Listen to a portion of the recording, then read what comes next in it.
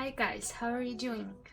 Today I want to talk to you about one of the most characteristic traits of borderline personality disorder, which is fear of abandonment.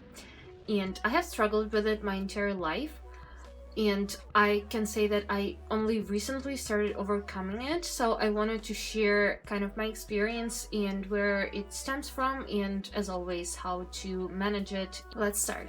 So, most of the people who have borderline personality disorder or fear of abandonment in general, because you can have fear of abandonment without having borderline personality disorder, had some kind of trauma, or they were abandoned as children, or they had very little control over things when they were children. So there is always this sense of insecurity, feeling worse and less than other people, feeling undeserving, low self-esteem, all this pretty stuff. So nothing was constant throughout their life, and these people develop this anxiety, and they think that if they are alert of all the time and if they are kind of prepared to be abandoned, then it will not catch them unprepared, and that they will easily survive if someone really abandons them. But actually this just leads to being overly alert and paying attention to the little things that other people would not even notice. So the slight change of tone, changes in relationships, it all brings so much pain and anxiety and just suffering to people who have borderline personality disorder. You have no idea. We can obsess over such little things that other people don't even consider to be important, and for us they are so super important, and it's very hard to understand for someone who doesn't have this abandonment anxiety and rejection issues. Let's see, we are hyper alert of the little things that happen. So we become really jealous or manipulative, or on the other hand, you can become more distant and have this mentality of, well, then I will abandon this person first before they can hurt me, or they have a chance to abandon me first, because then it just becomes a game of who does it first somehow in our heads. I don't know how this works. Well, every relationship develops kind of the same way. So the first stage is getting to know each other, and on this stage no one is emotionally invested. So yeah, then after getting to know you phase, there comes the honeymoon. So it is the period where everything is just peachy. You only see the good sides of your partner. You're not tired of each other yet. Not any problems come up, because you just idealize each other and you think that, I mean, you're going to be together forever and this is the best relationship of your life, blah blah blah blah blah. And after that starts the real relationship, where people have trouble with money and they can get sick, they can have problems with their family, they can be tired, or they can just, I mean, everybody is entitled to have their inner crisis, and we never know what happens in the head of the other person. So after that is the phase of pulling away. I mean, when you live with someone, or when you are with someone for a long time, it is natural that you want to be really close to each other first, especially in the very beginning, in the honeymoon phase, and then you cannot, like, it is not healthy to be this close all the time. So you become kind of separate individuals who live together and respect each other, but you're not this, I want to spend every second of my life with you kind of thing. But when this shift happens, the people who have borderline personality disorder notice it even before it starts happening, and they start obsessing over it like crazy. And I mean it, like every little thing that you don't even pay attention to, like a missed call or an unreplied message, or maybe your partner used to hug you when they come home and then one day they didn't because they just forgot. It is like the end of the world for us. Trust me, we catastrophize like hell in our heads, and we can start crying over it. We can go into a tantrum like, you don't love me anymore, or something like that. If you are more reserved and you don't show your feelings, you can just create this hellhole inside your brain where you just know that the other person is going to leave you like within a couple of days if they didn't answer your message because they were busy. The person can want their space and their time alone, and sometimes we people with borderline personality disorder, we can forget to understand that, because I mean, we are just really scared that people will leave us, because a lot of people in our life already left us or treated us badly.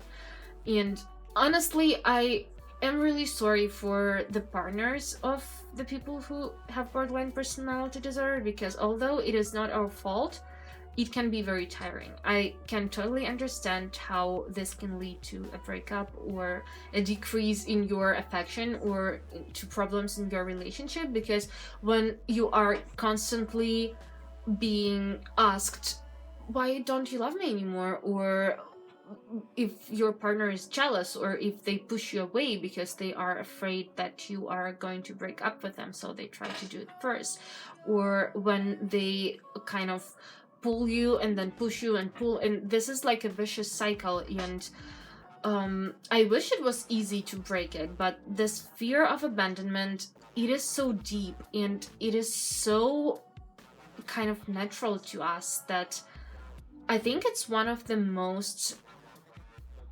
hardest things to get rid of when you deal with borderline personality disorder.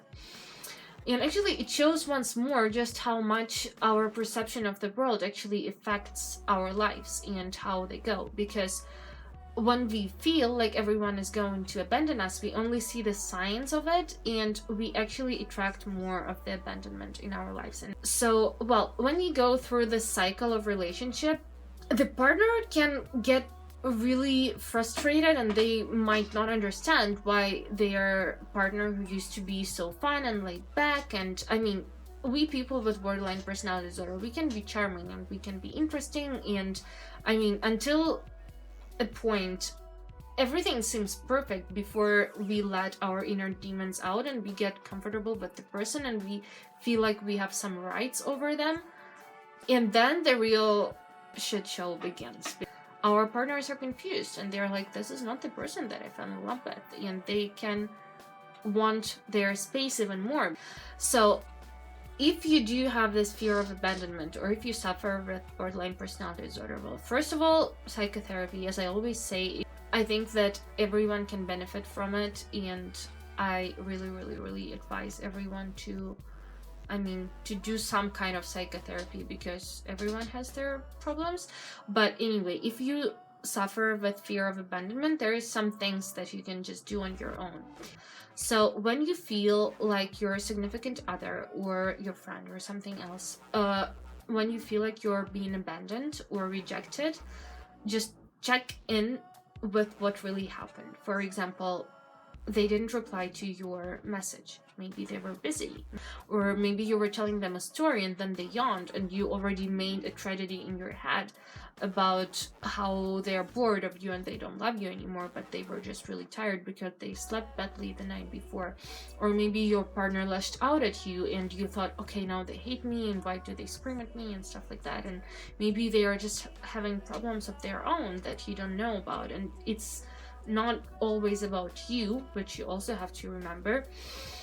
So yeah, check with the facts. Number 2 is raising your self-esteem. This is extremely important. Everyone who has abandonment issues has self-esteem issues. We have virtually no self-esteem and we need to really work on that. So you have to raise your self-esteem in order to be more self-sufficient and not to rely on other people to make you happy, and to not kind of place the responsibility of your emotions on other people.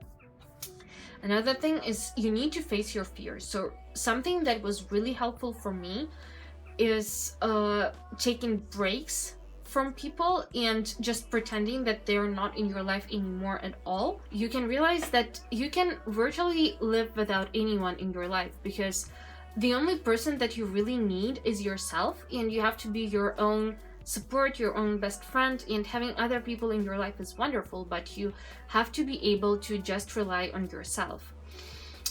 So face your fears and go, I don't know, take a break from your relationship and see that you can totally survive without it, or go and just spend time alone without any friends, or just don't text anyone for a month or whatever. I mean, do these little challenges and you will see that nothing really happens and there is nothing to be scared of. And the more you do this, the more you will realize that there is actually nothing to fear, and you are a totally independent person and you can perfectly take care of yourself. Another thing is learning to communicate your needs, and it is also very important because a lot of people, and not only people with abandonment issues and not only people with borderline personality disorder, have this problem of not being able to say what they need, and they expect the other person to read their mind, which will never happen because people can't read minds, and then they get offended because the other person didn't do what they wanted them to do. But how would they know because you didn't tell them, you know?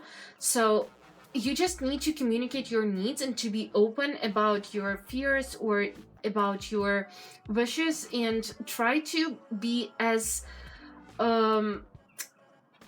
explicit with it as you can. Try to explain why you feel this way and what the other person can do in order to make you feel better, and just you need to know what you want from life in order to get it. And so when you can communicate your needs without blaming, without shaming, just saying like, I feel like this, maybe you can relate, maybe you can't, but maybe you can just do something in order to make me feel better. And I mean, honesty can take you very far. So just be honest with your friends, be honest with your partners about how you're feeling, and this is like a recipe for success, I promise you. You have to learn to build a sense of trust. So you have to just do this leap of faith and trust in the other person, because I mean, if you don't trust in anyone, they're still going to leave you because they will sense that you're not trusting them.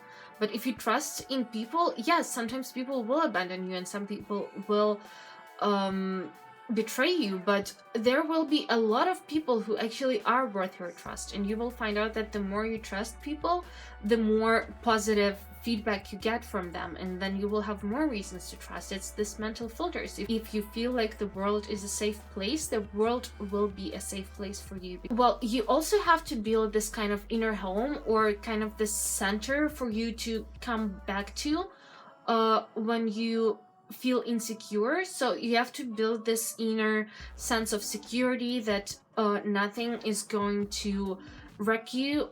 And the last thing you need to learn is taking care of yourself. So you cannot rely on other people for your emotional needs, for taking care of you all the time. So you need to learn to take care of yourself, and it can be hard if you never did this before, but it is very important, because if you are an adult, you need to know how to take care of yourself, and it is way easier than you actually think.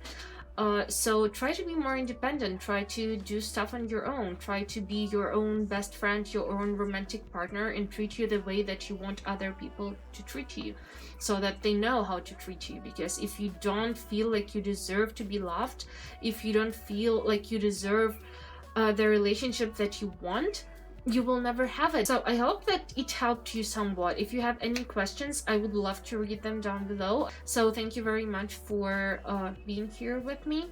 Thank you for watching my videos. I will see you in the next one. Be nice humans, and I love you very much. Goodbye.